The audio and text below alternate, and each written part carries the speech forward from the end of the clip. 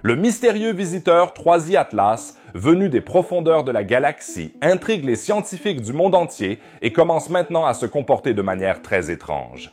Que se passe-t-il et qu'est-ce que cet objet venu d'un autre système stellaire a vraiment dans le ventre? Les nouvelles découvertes vont vous étonner. Restez donc absolument jusqu'à la fin pour des images originales passionnantes. Bienvenue à tous les amis.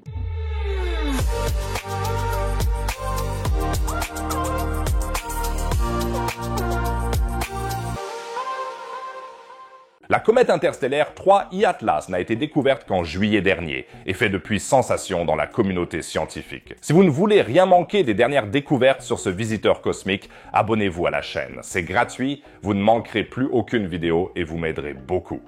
Un pouce en l'air aide aussi beaucoup la vidéo. Peut-être qu'on atteindra 5000 likes pour vraiment booster l'algorithme de YouTube. Oui, faisons encore un très bref retour sur les événements précédents.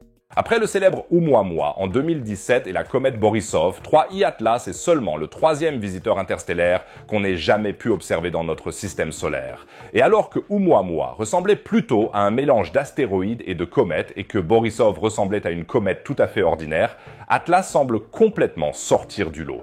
En effet, comme on le sait maintenant, cette comète a des propriétés polyarimétriques qu'on n'avait jamais vues avant. On a donc affaire à quelque chose de complètement nouveau, ce qui alimente bien sûr les théories selon lesquelles Atlas ne serait pas une comète. Mais il pourrait s'agir d'un objet artificiel contre lequel nous devrions peut-être même nous défendre. I say we take off and nuke the entire site from orbit. It's the only way to be sure. Nous devons d'abord clarifier ce qu'est la polarimétrie. C'est définitivement un bon mot au Scrabble, ça c'est sûr. Mais en principe, il s'agit de mesurer comment la lumière est réfléchie par un objet. Lorsque la lumière du Soleil frappe des particules de poussière dans la chevelure d'une comète, cette lumière est diffusée. Et la manière dont cela se produit nous révèle beaucoup de choses sur la taille, la forme et la composition de ces particules. Imaginez-le ainsi. La polarimétrie est comme une empreinte digitale cosmique qui nous dévoile des détails sur un corps céleste que nous ne pouvons pas percevoir avec la photographie ou la spectroscopie classique. Et c'est précisément là que 3e Atlas devient vraiment passionnant. Une équipe internationale de chercheurs dirigée par Suri Gray de l'université d'Helsinki a observé la comète entre juillet et août de cette année à l'aide de plusieurs télescopes, parmi eux le Very Large Telescope au Chili et le Nordic Optical Telescope à La Palma. Ce qu'ils ont découvert a surpris même les observateurs de comètes les plus expérimentés.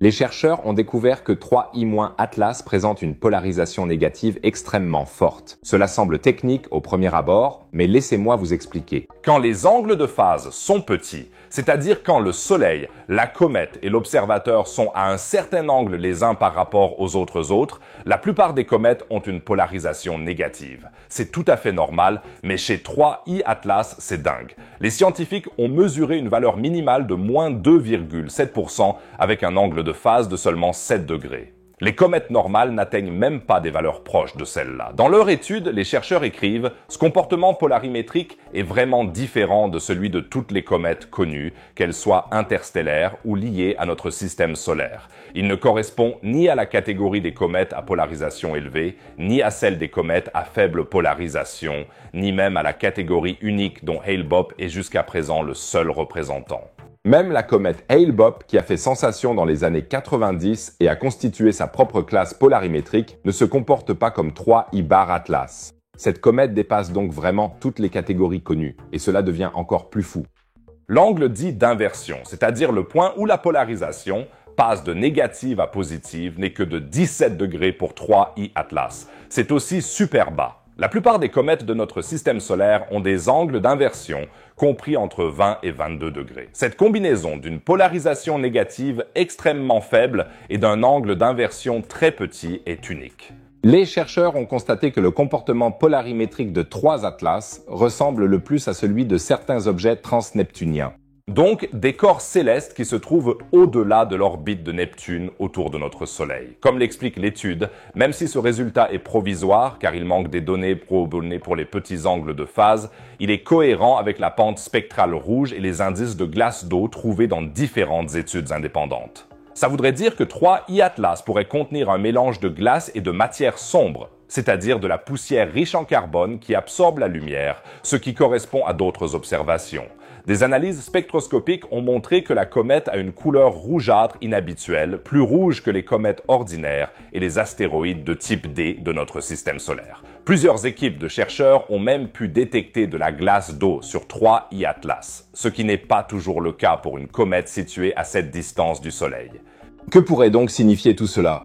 Un objet aussi unique ne doit-il pas forcément être d'origine technologique, voire extraterrestre? Les Melmaciens viennent-ils pour voler nos chats? I get into a lot of trouble with the PETA people every time I talk about eating a cat, but I'll be honest with you, I love cats on PETA. Mais on peut probablement se passer des extraterrestres. En effet, la polarisation extrême suggère que les particules de poussière dans la comète pourraient être assez grosses et avoir une structure poreuse avec des particules de glace emprisonnées.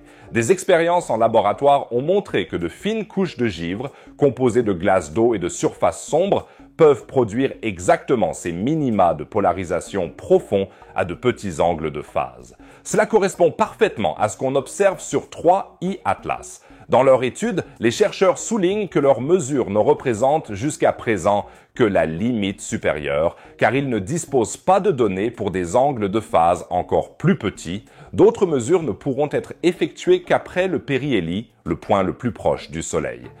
Les astronomes peuvent alors observer la comète à des angles de phase compris entre 0 et 30 degrés.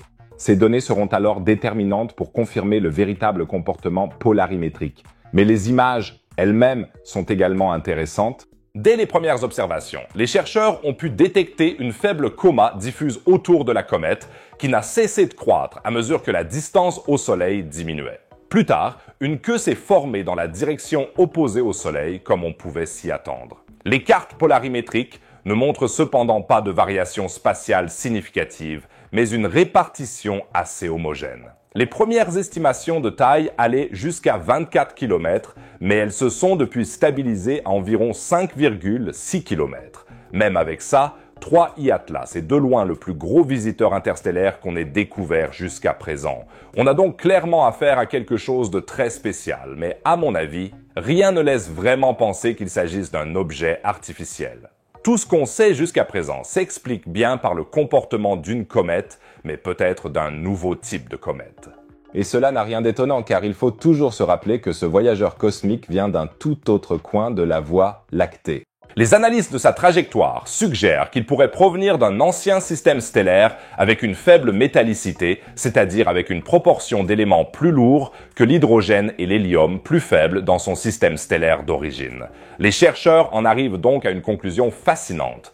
Ces résultats pourraient indiquer que 3 I-Atlas représente un type de comète à part entière et élargit la diversité des objets interstellaires connus. Donc pas d'extraterrestres. Je trouve quand même ça super passionnant, car chaque nouveau visiteur interstellaire nous apprend quelque chose sur la formation et l'évolution des systèmes planétaires. Et qui sait ce qu'on va encore découvrir si, comme on l'espère, d'autres voyageurs cosmiques traversent notre système solaire dans les décennies à venir.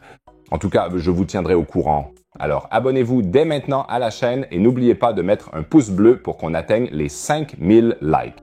Et à propos des influences venues des confins de l'univers, des scientifiques ont récemment découvert un cycle secret qui plonge régulièrement la Terre dans des périodes glaciaires.